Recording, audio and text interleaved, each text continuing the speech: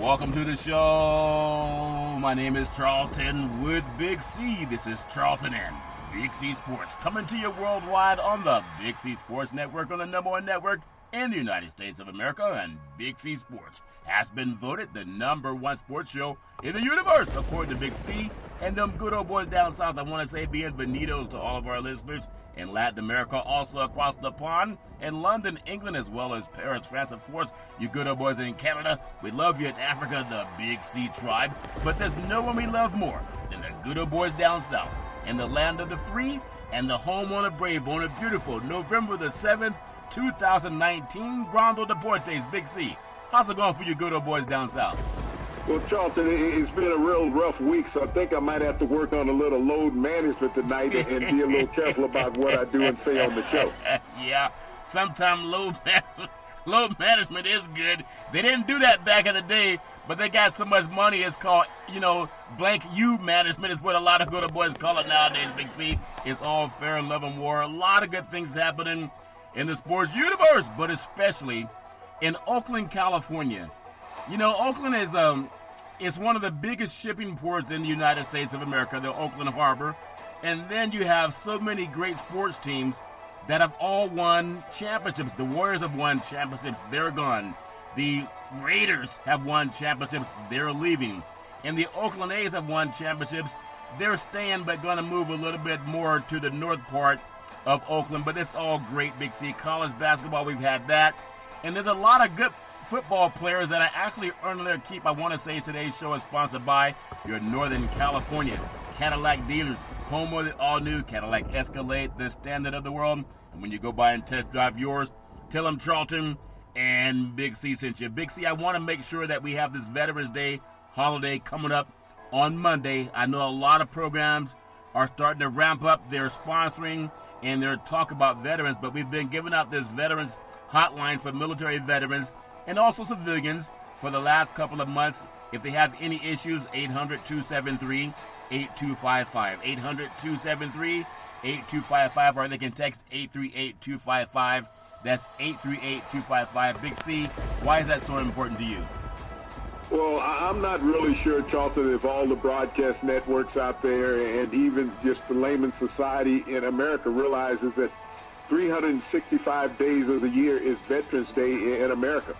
We have veterans that have served this country 365 days of the year throughout their service tenure, Charlton, and even those who are active in the military today. But many of those veterans, Charlton, are stricken by this horrific disease called suicide. Yeah. And we have to find a way to stem the tide of this, Charlton. There's been so much research done into cancer research, which is great for many Americans, Charlton, and people around the world. And even opioid addictions, Charlton. There's monies being put forth for all of these so-called things. Yeah.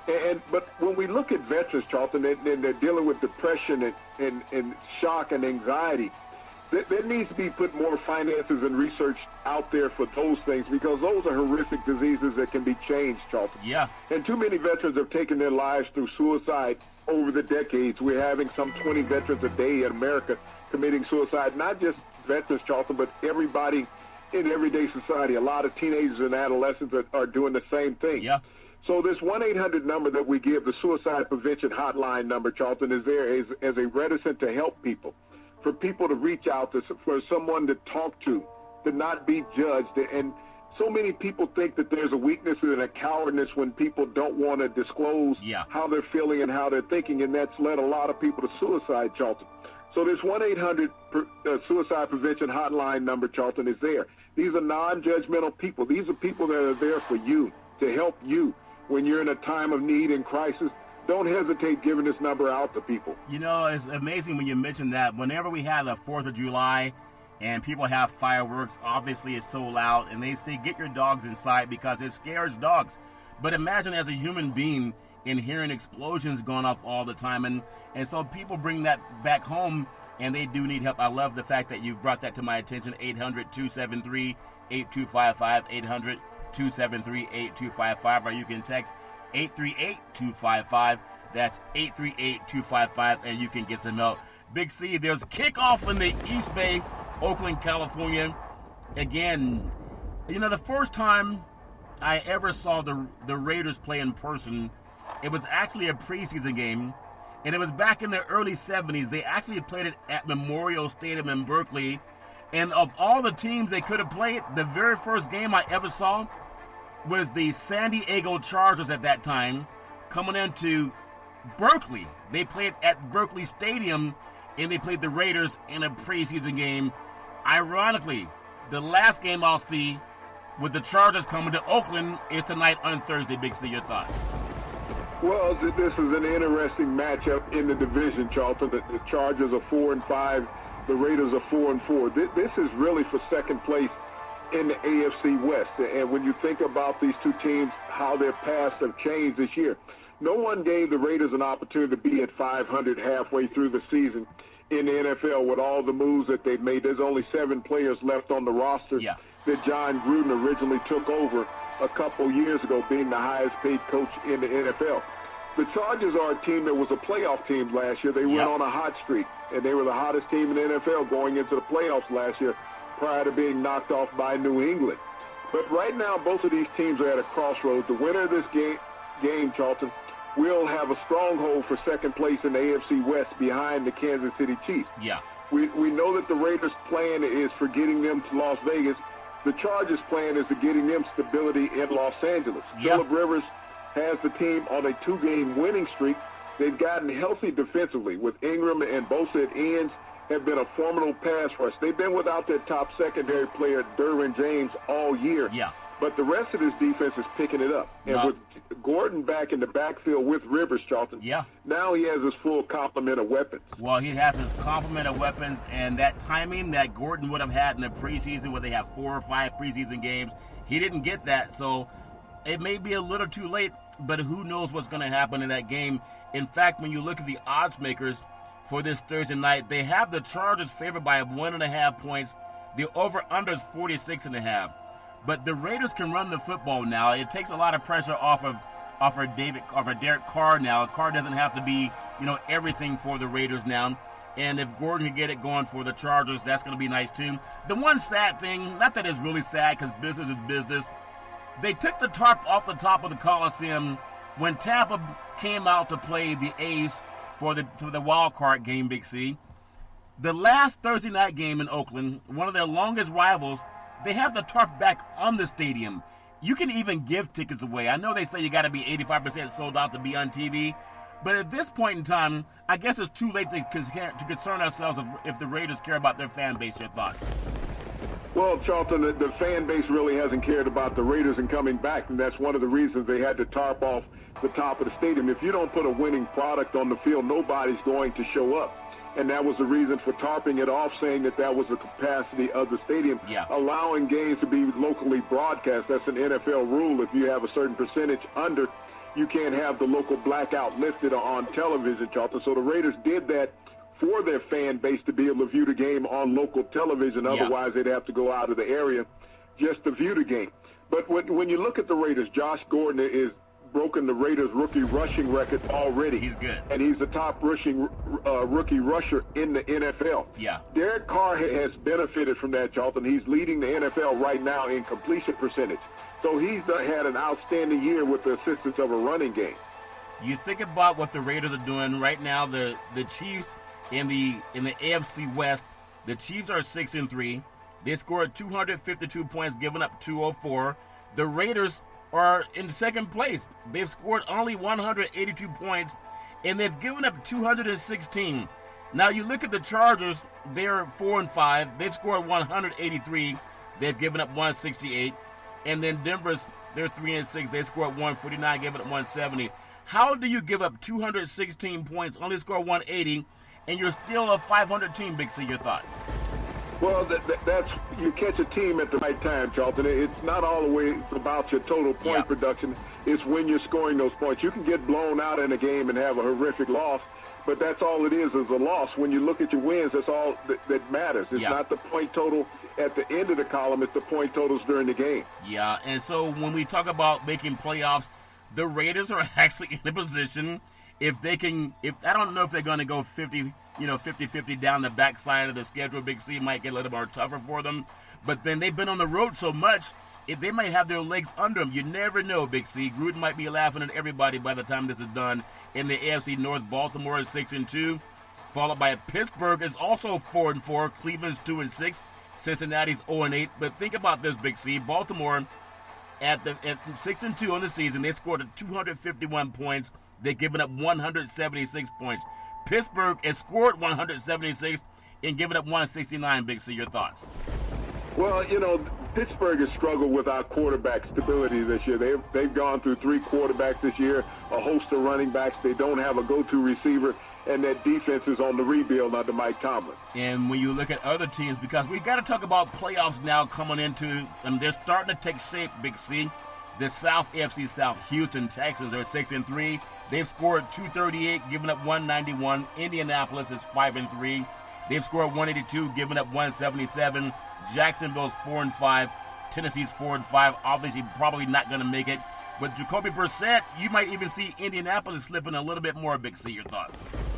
Well, I think Jacoby Brissett will be in the lineup this week. He suffered a knee strain last week. Indianapolis' biggest problem is their kicker. When you think about their kicker, he has cost them 2 games this year outright by the kicker. If he was not the guy who he is with the legacy that he had, they'd have had a new kicker in. But because of his legacy in the NFL, playing 24 years, they've hung on to him, and I think this might cost Frank Wright in the end. Yeah, well, we'll see, because it's going to get more difficult. You got to play with pain down the stretch, and everybody's going to be banged up. In the AFC East, New England 8-1 took their first loss at Baltimore last week. They've scored 270 points, giving up only 98. They're the only defense in the league that's yet to give up 100 points. And they've played 9 games, so they're still a strong defense no matter what happened at Baltimore. Buffalo is 6-2. They've scored 158 points, giving up 131. And then, congratulations, the Miami Dolphins will not go winless. 1-7. They've scored 103, giving up 256. And the Jets, 1-7, have scored 96 points and given up 211. How do you only score 96 points in the NFL? They're the lowest scoring team in the NFL in the biggest market. Big C, your thoughts? Well, Charlton, that's your buddy Sam Darnold out of USC being very inept at quarterback there in New York. His regression since coming into the league is very noticeable. Yeah, it's noticeable. And I know they were saying, Helton was saying stay a little bit longer, but how do you tell someone not to take the money? I think Pete Carroll said the same thing about Mark Sanchez.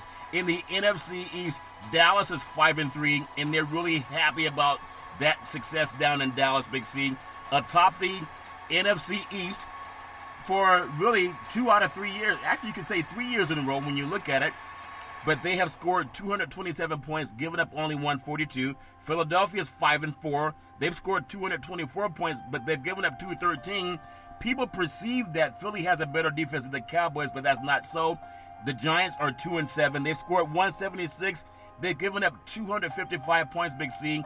The Redskins are 1-8. They've given up 108. They've given up 219 and scored 108. Give me your thoughts on the NFC East, Big C. Your thoughts.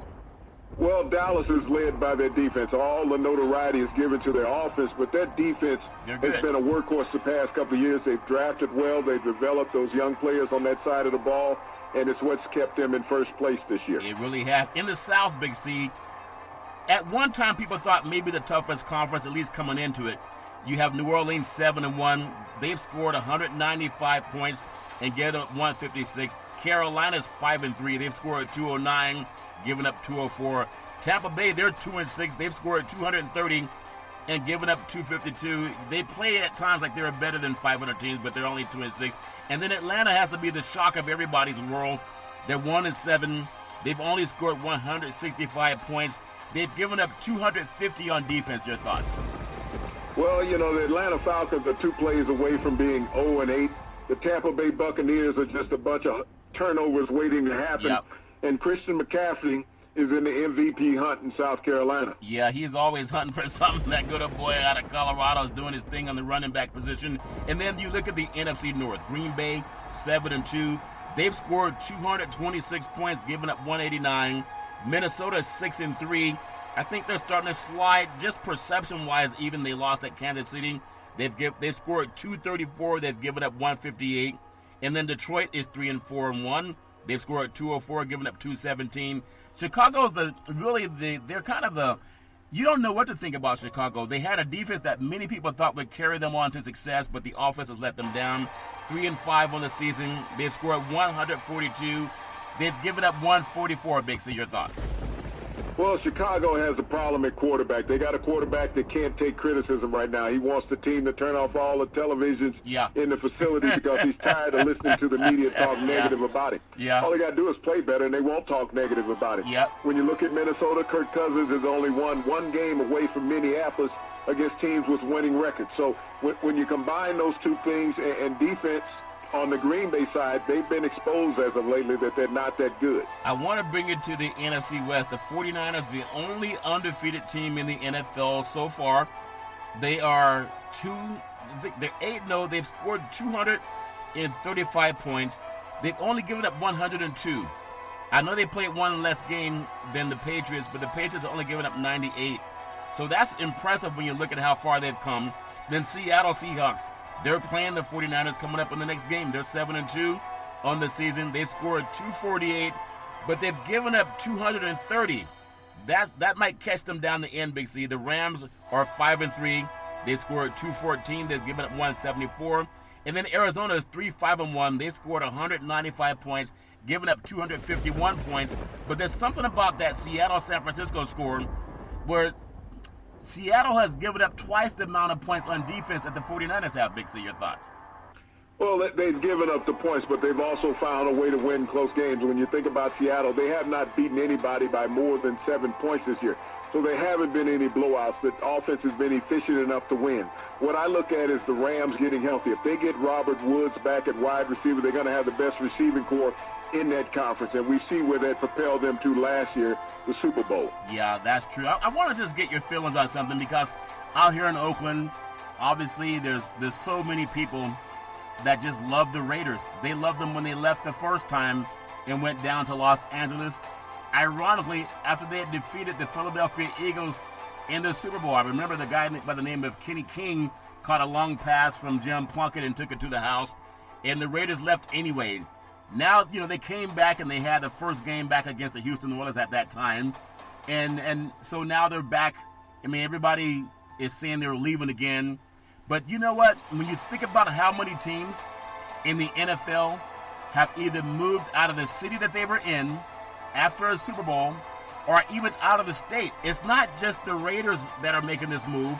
I think over the last 2 years, the NFL's allowed the Chargers to leave San Diego, the Rams to leave St. Louis, and the Raiders to leave Oakland. But think about this.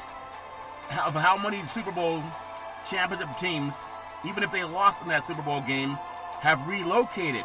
You look at the Baltimore Colts, Big C, they relocated, went out of business. And then the LA Rams, we talked about them, St. Louis Rams, San Diego Chargers, Oakland Raiders. But think about this, the New York Jets, I think they used to play in Shea Stadium. Now they're playing over the Meadowlands. That's not New York. That's New Jersey. The Dallas Cowboys have left Dallas to go out to Arlington, Texas. Washington Redskins, they moved up from D.C. out to Virginia. The Miami Dolphins left from Miami up to Fort Lauderdale, but they're still called the Miami Dolphins. And the 49ers left out of San Francisco. They're in Santa Clara, even though they keep the name the 49ers. It's more than just the Raiders, Big C. Your thoughts? Well, but those teams are regional moves. When you look at them, they're within a stone's throw of where they were playing before. And so that's not uncommon that teams move over. When you look at the Bay Area, Charlton, and you talk about the Raiders leaving the Bay Area, the Raiders are the only professional team that was the original team started in Oakland. The Golden State Warriors did not start in Oakland. They started in San Francisco. They went back home. You think about the Oakland A's. That's the third city that they've played in. They originally started out in Philadelphia, came through Kansas City before arriving in Oakland. So as you look at teams around the National League, even the Dodgers started out in Brooklyn. The Giants started out in New York also, so they're transplants to California. Only the Raiders and the San Diego Padres are in their original setting where they started out as professional organizations. The Chargers started out in Los Angeles, went back home just like the Rams did.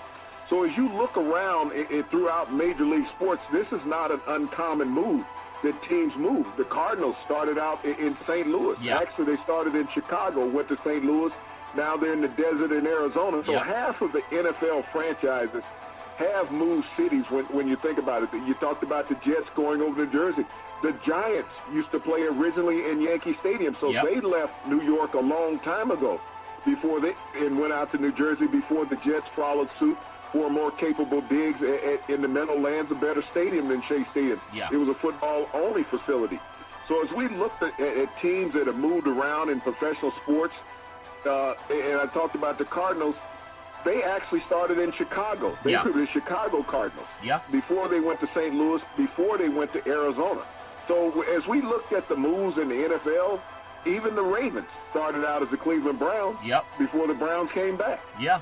So we know that it happens where people talk about player loyalty. And this, I mean, you tie in Durant, people were saying, well, Durant's just chasing the money. He's chasing championships. How could he leave? Obviously, how could he leave from OKC coming out to Golden State? He wanted to win like everybody else. And then how could he leave Golden State and go back to play in Brooklyn? Well, he started with a team that drafted him, Seattle, that moved down. They moved out of state when they left the state of Seattle, Washington, city of Seattle, Washington, Big C. So when you look at these leagues, and we talk about player loyalty and fan loyalty, when you compare the NFL, Major League Baseball, and then NBA basketball, the NFL seems to be more unstable for cities, Big C, when they talk about bringing in jobs. They'll up and leave a lot more than what we've seen in the NBA. And like the NHL, they've left a lot of teams left Canada to come to the United States. So you think about NFL as the most loved of all the pro sports, but they'll also leave you sooner than anybody else, it seems, your thoughts. No, not ironically, Charlton. All those other professional leagues that have left before. What teams in California in the NBA started in California? Let me know that. Yeah, they all moved out here from someplace. Okay, when you look at the Lakers, the Lakers started in Minneapolis before coming to Los Angeles. So they're not a local team. Yeah. You look at the Clippers. The Clippers started in Buffalo, New York. Then they went to San Diego. Then they went to Los Angeles. They're not a local team. So when you look at the transgressions of the NBA and all the teams that have moved around in the NBA, none of these teams realistically, especially out west, have stayed loyal. You got the Sacramento Kings. They started out in Kansas City. Yeah. So they moved out west. I think they were actually in Rochester. As you look at all Western teams in the NBA, Utah moved from New Orleans. You know, so these teams have decided to go. Yeah. The Oklahoma City left Seattle. So when you talk about loyalty and stability, the NFL really is more stable than any of the other professional leagues. Yeah. And then you talk about hockey, teams leaving Canada. There are two teams playing in Canada right now, the Calgary Flames and the Winnipeg Jets. Yeah. They were U.S.-based originally in the NHL before going up to Canada to play. Yeah, and they went north. So it just means that when teams do it and players do it, players are considered traitors, are leaving their fan base behind, and they're chasing the money. But as you mentioned, teams have been doing it for a long time, Big C, and it's not going to change. Wherever the money goes, that's where they're going to go. I want to just jump on something because I think it's so enjoyable when this time of year, and also speaking of teams like in Canada, the NHL does it right. The Hockey Hall of Fame is actually Toronto, Canada, and they're just a beautiful city up there. So it's great to have NBA basketball, only one team up there now. It'd be nice to get another team in Vancouver. I would still love to see that, even though there's a push to get an NBA franchise back up in the great Northwest in Seattle. Is it even reasonable, Big C, with all the teams we just talked about leaving all across the country, going to different states, different countries, Big C? Do you think we'll see a team, an NBA team in Seattle before we'll see one on the west coast of Canada, Big C? Your thoughts? I think Seattle would be better suited to have an NBA team, Charlton, but it comes down to arena. Well, when you look at every team that has moved in professional sports, whether it's baseball, whether it's hockey, whether it's football, whether it's the NBA, they've all moved because of arenas. When Seattle left Seattle to go to Oklahoma City because they built them a new arena. So they left and went to the new arena. The Oakland Raiders are leaving Oakland to go to Las Vegas for a new stadium. And $1 billion. The Los Angeles Rams left St. Louis they went to St. Louis for a new stadium, They came back to L.A. because they were having a new stadium built, Charlton. Yeah. So when these teams have left, even the Cleveland Browns couldn't get a new stadium in Cleveland. They moved to Baltimore because they built them a new stadium. They had to lose a franchise in Cleveland to build a new stadium. Yeah. Indianapolis, the same thing. Baltimore would not build a stadium. They went to Indianapolis because they built the stadium. Then they build a stadium to get another franchise. Yep. So the NFL has it wrong. They wait till a team leaves, Yeah. then they build a new stadium. So they're behind the boat on all the other professional leagues. We see Major League Baseball consistently building new stadiums to keep teams in their cities. Yeah. Well, I think it's all possible. It's called politics and money. If someone gives the Raiders $1 billion to go down to Vegas, a lot of people would go to Vegas for that kind of money. And speaking of that in the NFL, let's take a look at some of the players in their contracts and who are really helping themselves. And I guess mainstream's most hated quarterback because he wins so much, Dak Prescott, Dallas Cowboys. His financial benchmark is Jared Goff, Big C. Now think about this. $33.5 million average, $110 million guaranteed. Prescott's having his best season in his 4-year NFL career. He should make more money than Goff, but we'll see what happens. Big C, your thoughts? Well, that's where the market is set for him. I don't think that the Dallas Cowboys are going to sign him to that big contract. They have the opportunity to franchise him, which would put him in the top 5 paid quarterbacks in the NFL. That's what Jerry Jones is looking to do, because if he signs Dak Prescott to a long-term contract, he's automatically going to lose Amari Cooper. So he has to play the devil's advocate in which one of those guys he signed. Dak Prescott is the cheapest going on 1-year deals, like your cousin in Minnesota did in Washington for 2 years. He's not my cousin. Who's on more stable footing to get an extension, the coach or Prescott? Your thoughts? Well, Dak Prescott is not going to get the extension. He's going to sign a franchise tender. They're going to franchise him, Charlton, and put him on year-to-year contracts. Yeah, well, I think he's earned something, and obviously he has a pretty smart head on his shoulders.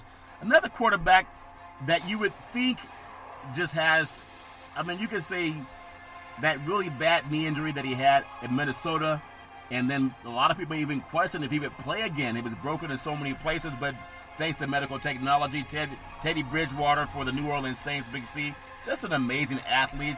He filled in for an injured Drew Brees, and the Saints really did not miss a beat. He won all 5 of the games he started. The financial benchmark, Nick Foles, $22 million average, $50 million guaranteed. Big C, your thoughts? Well, he did what Nick Foles did without winning a Super Bowl. He stepped in for Carson Wentz when he hurt his knee a couple years back and took the Eagles to the Super Bowl and got victorious, Charlton. When we look at what Bridgewater has done as a backup in New Orleans this year, winning all 5 starts, but not only that, Charlton, he is 15 and 6 in his last 21 NFL starts. So teams that are going to be looking for quarterbacks this offseason, and Teddy Bridgewater would be number 1 on the list. I would take him before I take a draft pick. Before we go to the Big C timeout, I just want to bring up the name that, because everybody has their own thoughts about it. The great Cam Newton, Superman. Just a couple of years ago, he was Superman, and now with the injuries, people are saying, get rid of him. Hasn't had the same kind of success since he's been banged up, and as he even mentioned himself, he hid a lot of his injuries from the organization. Whether he did or not, we don't know. But all we care about, or as the fans care about, is do you win or do you lose? What would you think is happening to his status now as an athlete? You're going to have a lot of players out there that can move around. Do they keep him in Carolina, or do they stick with the young kid that they have right now? Your thoughts? If I was Carolina, I would move on from Cam Newton. If you cut him, you only got $2 million in dead cap money. If you keep him, you're going to owe him $21 million. And so, but you're not sure what his health is going to be. Yeah. But if you move on from Cam, you have a guy, Josh Allen, who can pull the trigger there, and he works well with the players that they have in their offense. The offense is set up more for Allen than what it is for Cam Newton. Yeah. I think if Cam Newton moved on to another team, and there's at least 5 teams that he'd be a perfect fit for, that he'd have an opportunity to rejuvenate his career. Well, I still think he'd do better in the Southern California uniform, and there's only one player in Southern California that's not going to maybe be around next year. We'll see what happens with that good old boy tonight playing at the Coliseum. We're going to take what's called the Big C timeout, also known as the Big C pause. We're going to come back and talk more about players and where they rank in their status and have they earned their money. We'll take that Big C timeout. We'll be back in just a moment.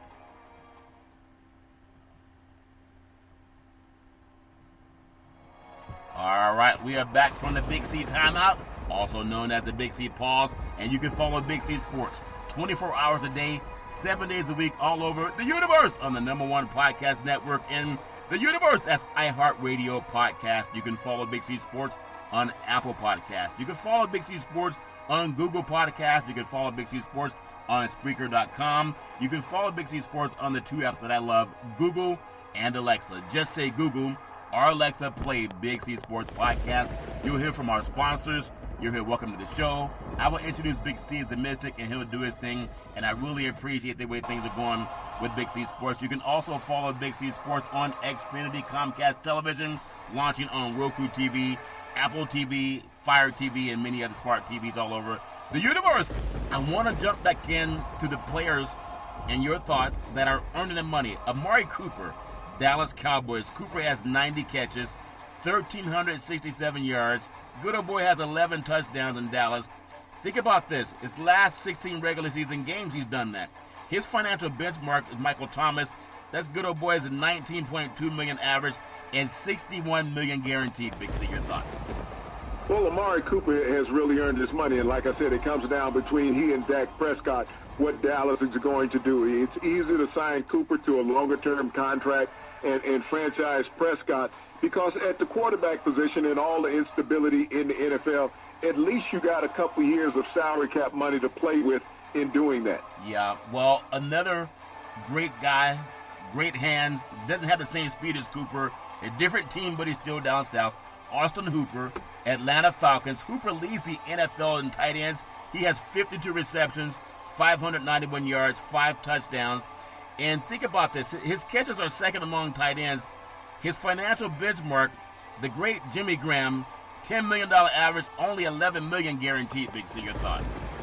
Well, as you look at Austin Hooper and how he's developed, he stepped in after Tony Gonzalez retired down in Atlanta, and he's become an excellent all-pro tight end. He made the Pro Bowl last year, Charlton, and this Falcons offense, even though they struggled with only one win this year, he's been a bright spot. And think about it. You got Julio Jones on that same receiving corps, who's the highest-paid receiver in pro football. Yeah, I remember the first time I saw Austin Hooper. He played at De La Salle High School over in the Bay Area and then went on to college and is doing great things in the NFL. Shaquille Barrett, linebacker, Tampa Bay. You know, Barrett ties the NFL record for the most sacks through 4 games. He has 10.5 on the season. It's amazing they've only won 2 games with that kind of performance, Big C. 4 forced fumbles. Think about that. Most in the league. The financial benchmark, Zadarius Smith, $16.5 million average and $20 million in guarantees. Big C, your thoughts? Well, we hear about pass rushes. All we hear about are the Bosa brothers in San Francisco and San Diego. But the NFL's leading sacker plays down in Tampa. And he's not getting any of the media notoriety, but he's setting himself up for a big payday next year. Yeah, maybe he doesn't pass that paperback test back in the day. You can Google what that means. Another player that sometimes when you have success at New England, from Randy Moss to guys like, Gronk, it seems like people say, well, it doesn't matter. Look at their offensive scheme, and they have the great Tom Brady, Big C. But you got to be able to produce at New England. You can't just come in there because of Tom Brady. I mean, think about this. Jamie Collins for New England, but he's an outside linebacker. The Patriots are getting tremendous value from Collins. This is a team, they have the #1 defense in the league, and we've talked about the 49ers are right on the hill. In his return from the New England, he's 2.5 lackluster seasons.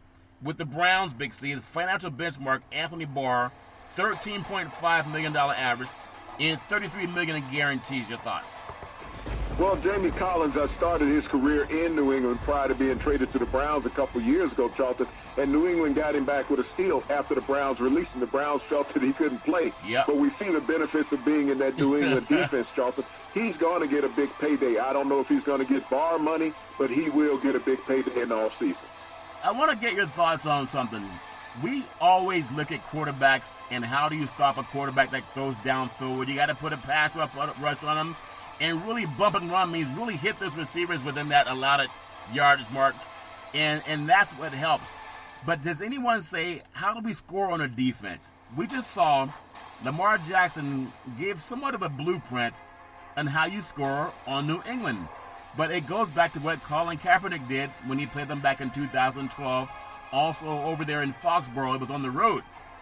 and he's a run, play option quarterback. He can run or pass. You got to have the skills for it. So that defense is legit, but I don't know if they face another quarterback like Jackson, so they may be hidden unless they see each other in the Super Bowl. Do other people see what happened with Jackson, and they have a better way of playing that defense? Big C, your thoughts? Well, I mean, New England every year, I mean, you think about it, at this point last year, New England had lost 3 games. Yep. They've only lost 1 game this year. What Lamar Jackson did is a rarity. And if you look at Baltimore, they're not undefeated, so people know how to defend the Ravens and Lamar Jackson. If you think about his best game of the year, Charlton, it came in the opening game against the Miami Dolphins when they scored 59 points. He has not thrown 5 touchdown passes since that game.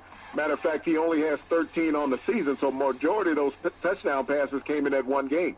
The NFL understands how to defend Lamar Jackson. Yeah. It's just a matter of having the scheme together on that perfect night. Yeah, well, I think a lot of people are going to study that last game tape that are playing New England.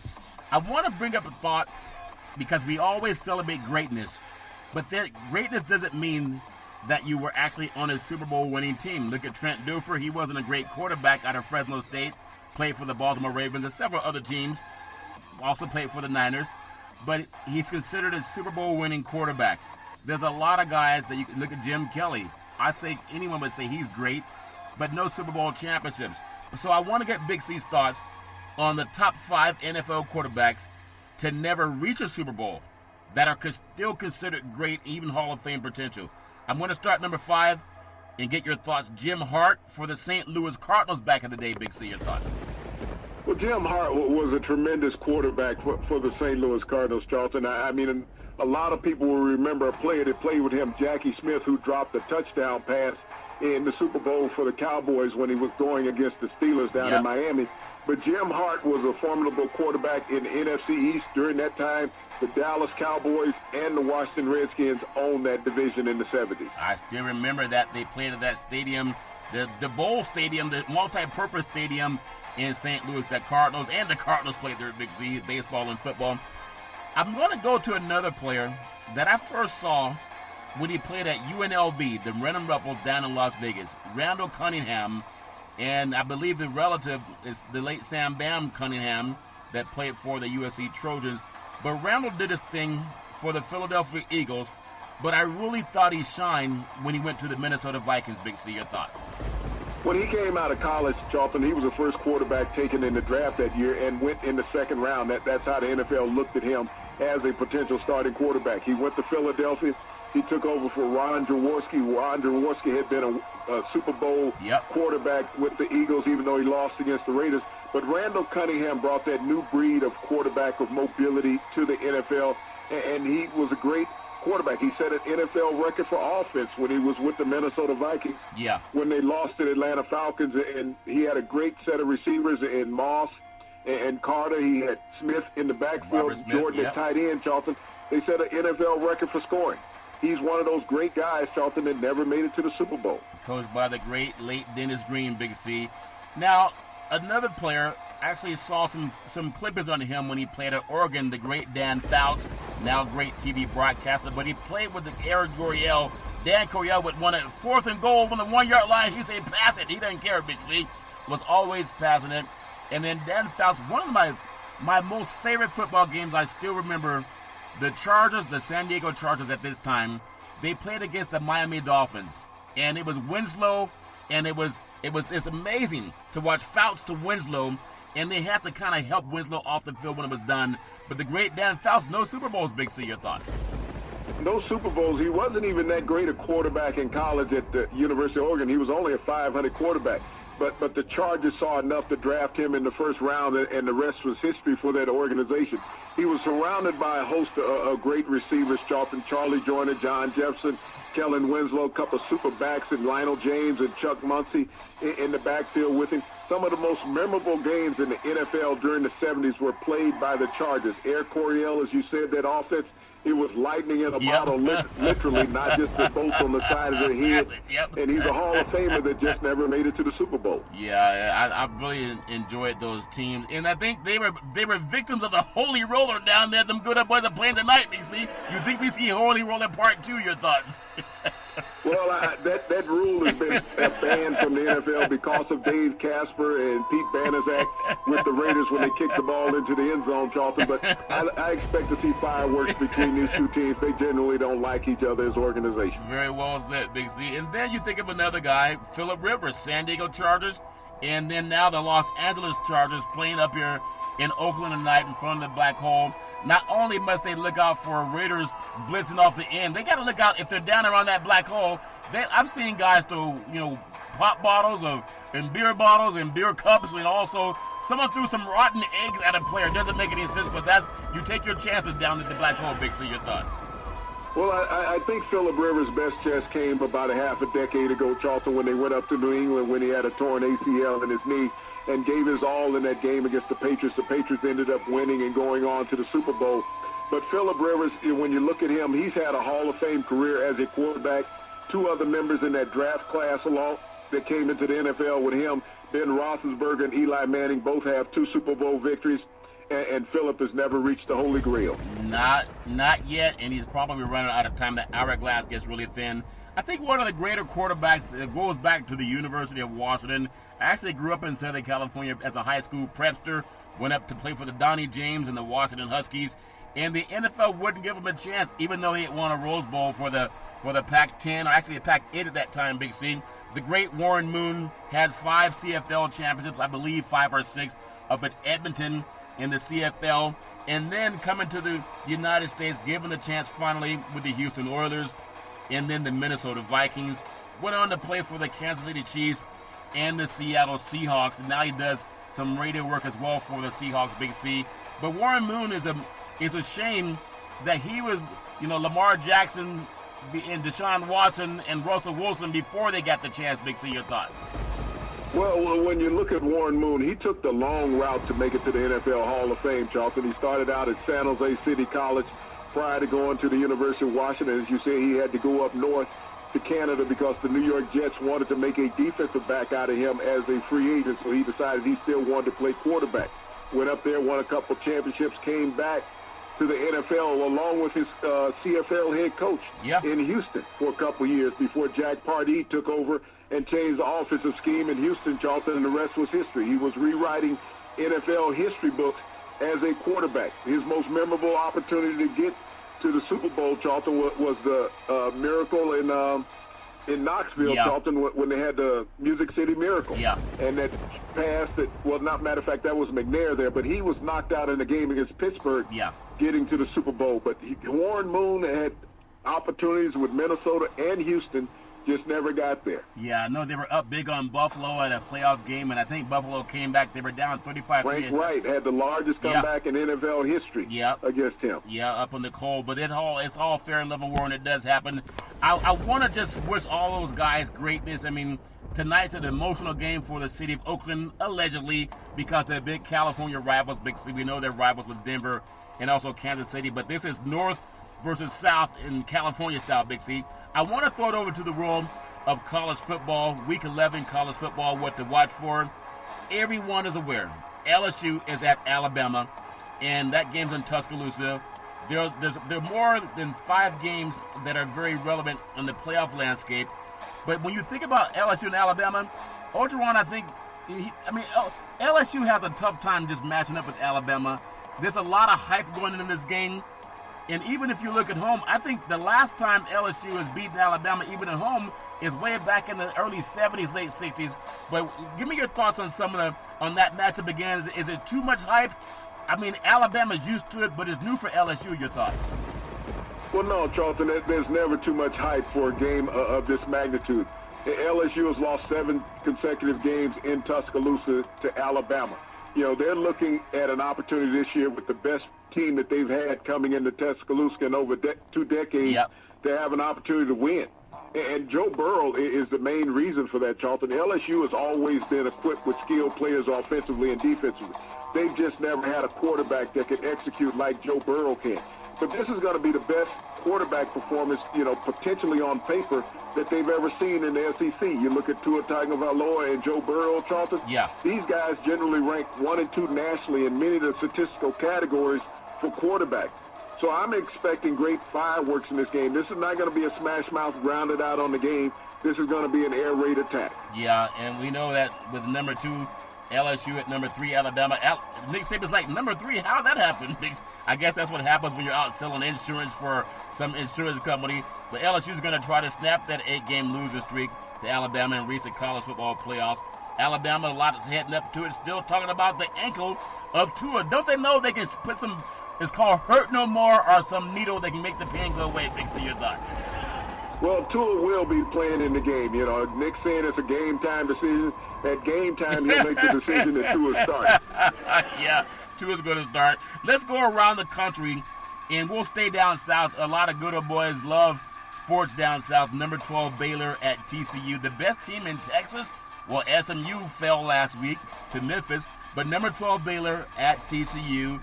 And just like Minnesota, Baylor did not get much praise from the committee in the first ranking. The unbeaten Bears, they come in at number 12 on the heels of an uninspiring 17-14 win over West Virginia on Halloween. But last I checked, whether you win by 3 or by 33, Big C, a win is a win. Your thoughts?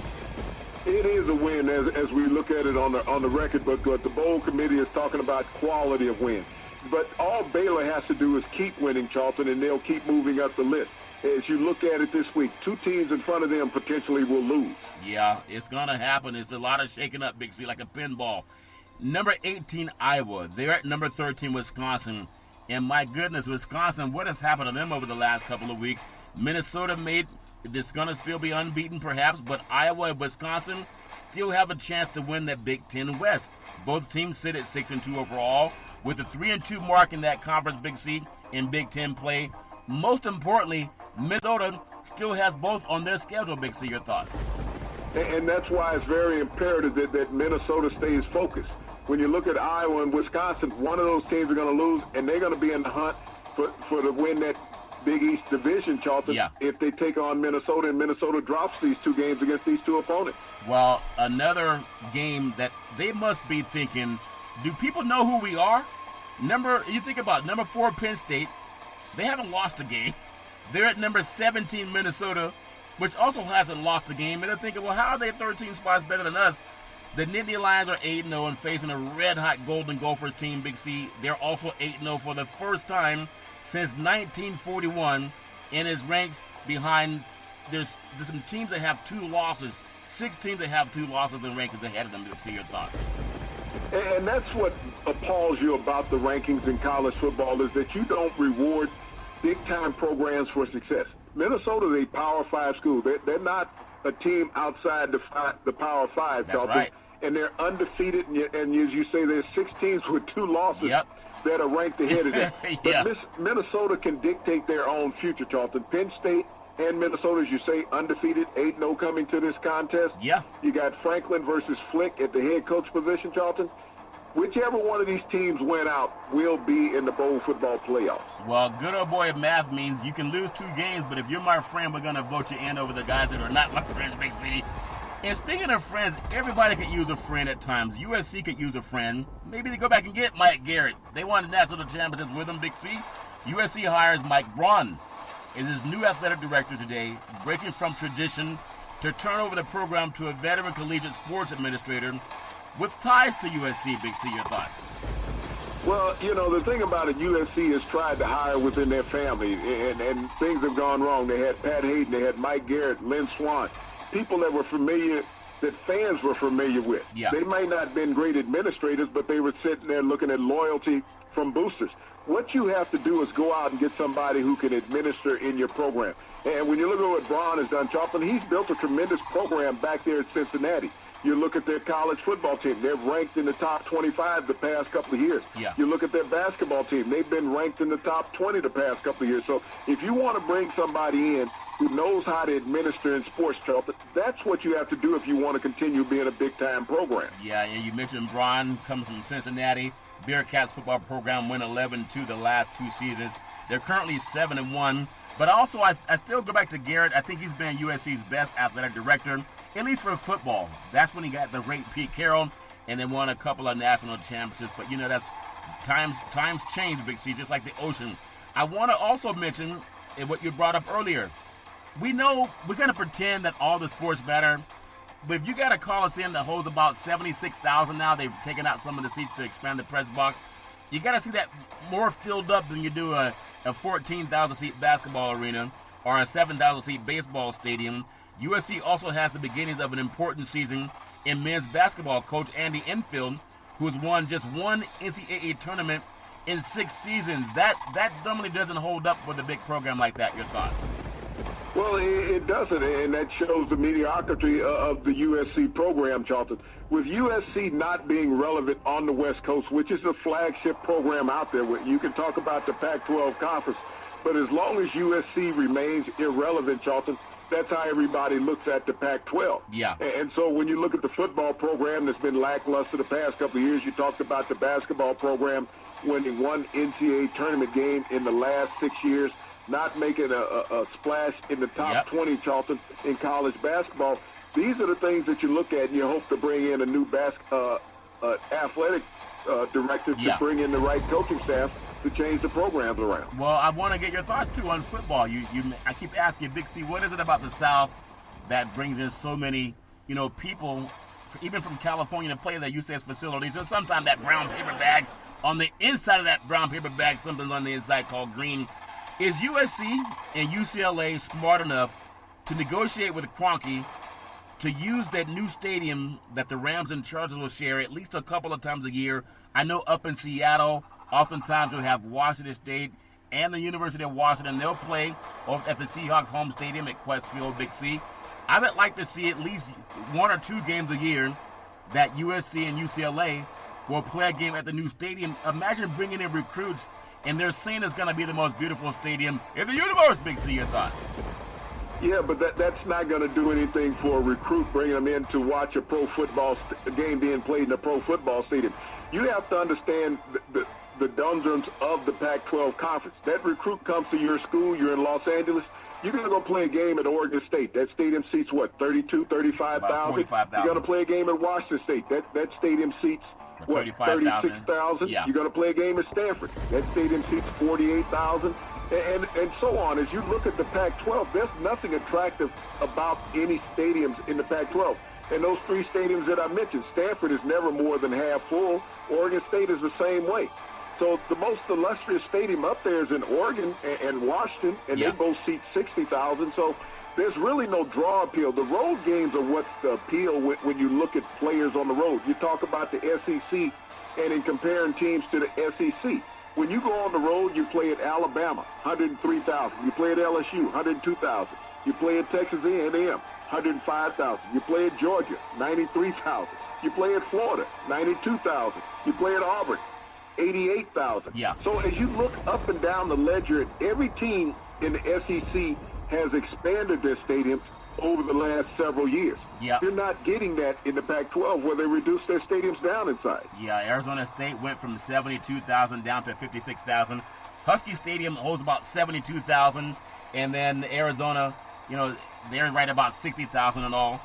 What team in the Pac-12 has had a sellout? When you see a broadcast of a Pac-12 game, they never show the top of the upper bowl. When you see an SEC game on television, they pan out and they do a blimp view of the stadium to show the capacity of it. Yeah, usually Husky Stadium and in Oregon, they're the ones that are drawn in.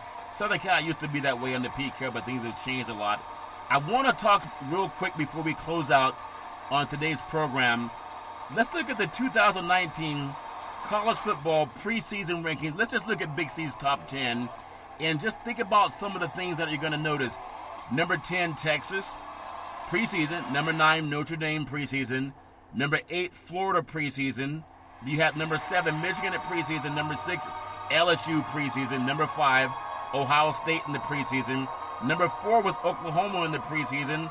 The top 3 was Georgia at number 3, Alabama number 2, Clemson number 1. Big C, your thoughts? Well, Charlton, this is because all the experts feel that these are the best teams in the country. The thing about college football as well as pro football, you have to play the games. As Herman said, you play to win the game. Yeah. And it all pans out in the end. It's just like with the bowl ranking that came out, the football playoff ranking that just came out here on Tuesday. Yeah. There are still games left to settle who's going to be in the football playoffs, Charlton. And of those top 4 teams that were voted in, I think, honestly, only 3 of them, if not 2, will make it. Well, that's a very good point, Big C. Let's look at Big C's college football Week 11 rankings. You look at Florida, they're 7-2. Think about this when you hear about Minnesota's undefeated. Florida's 7-2. Oklahoma's number 9, they're 7-1. Number 8, Utah, they're 8-1. Number 7, Oregon, they're 8-1.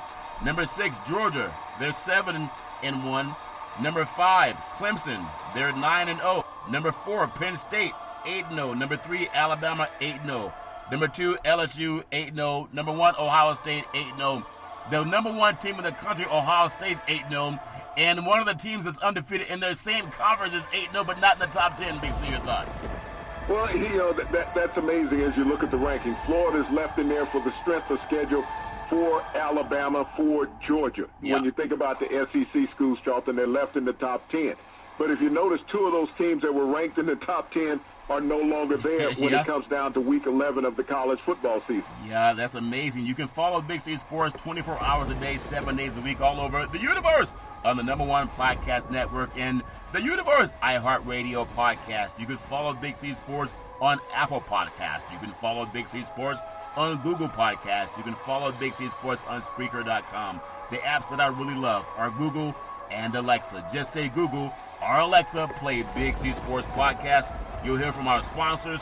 You'll hear welcome to the show. I will introduce Big C as the Mystic, and he'll do his thing, and I really appreciate the way things are going. You can also follow Big C Sports on Xfinity Comcast Television, also launching on Roku TV, Amazon TV, Fire TV, and a lot of smart TVs all over the universe.